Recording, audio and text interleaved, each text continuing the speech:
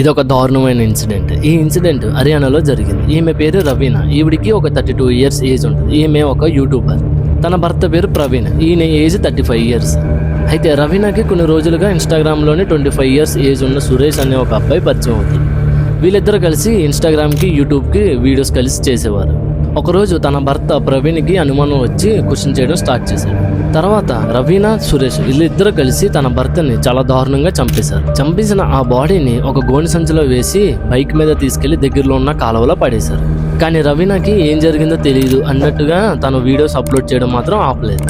తర్వాత పోలీసులు కొంచెం గట్టిగా అడిగేసరికి వీళ్ళిద్దరూ నిజాన్ని ఒప్పుకున్నారు. ఇప్పుడు ఆ వీడియోని ప్లే చేస్తాను, చూడండి.